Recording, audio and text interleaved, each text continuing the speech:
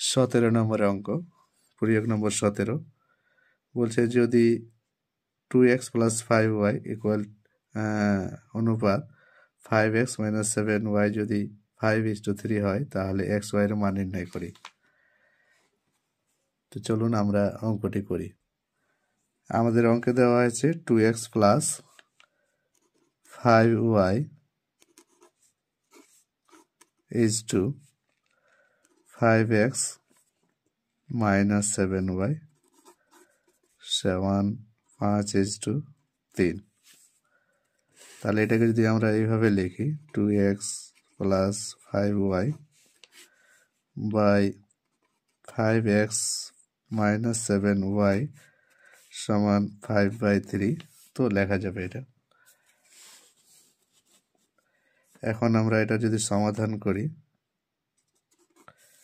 তাহলে কোণাকুণি যদি গুণ করি তাহলে হয়ে যাবে এটার সঙ্গে এটা গুণ করলে 3 × 2 = 6x, এটা প্লাস হয়ে যাবে, এটার সঙ্গে এটা গুণ করলে 5 × 3 = 15y সমান এটার সঙ্গে এটা গুণ করলে হয়ে যাবে 25x,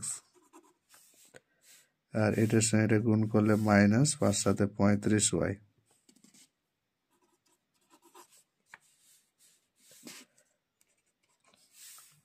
এখন যদি আমরা x গুলোকে একদিকে নিয়ে নিই, আমরা y গুলোকে একদিকে নিয়ে নিচ্ছি ফার্স্ট, যেহেতু প্লাস মাইনাসের ব্যাপার আছে, আর এদিকে মাইনাস, এটা মাইনাস আছে তো এদিকে প্লাস হয়ে যাবে, তাহলে এটা হয়ে গেল প্লাস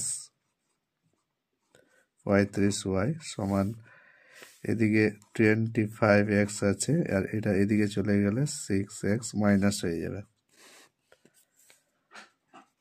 এটার সঙ্গে এটা যদি যোগ করি 10 হবে, এটার সঙ্গে এটা যোগ করলে হয়ে যাবে 5, তাহলে 50y হয়ে গেল। এটার সঙ্গে এটা যদি আমরা বিয়োগ করি তো হয়ে যাচ্ছে কত, এটা